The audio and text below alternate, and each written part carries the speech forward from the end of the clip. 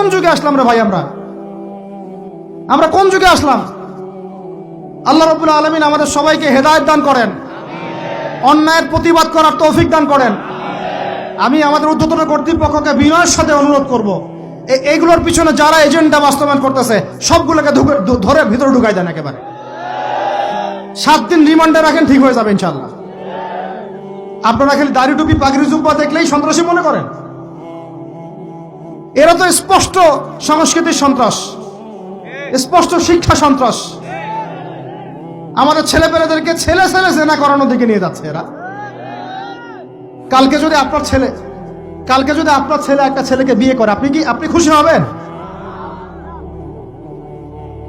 আস্তাগফিরুল্লাহ, নাউযুবিল্লাহ। আল্লাহ পাক আমাদেরকে হেফাজত করেন, আল্লাহ পাক আমাদেরকে মাফ করেন। আপনার মেয়ে যদি কালকে একটা মেয়েকে বিয়ে করে নিয়ে আসে, আপনি সমাজে মুখ দেখাবেন কিভাবে? তো এগুলো এখন যদি না থামাই তাহলে কখন থামাবেন? ওই যে বললাম, সুদ যখন চালু হয়েছিল আমরা সবাই কিন্তু প্রতিবাদ করি নাই। এখন সবাই সুদখোর হয়ে যাচ্ছে দিন দিন। আমরা যে অনেকে তাহাজ্জুদ পড়ি, করে কান্নাকাটি করি, আল্লাহ দোয়া কবুল করো, এইটা করো সেইটা করো। দেখেন দোয়ার বেশিরভাগই কবুল হয় না। কেন হবে?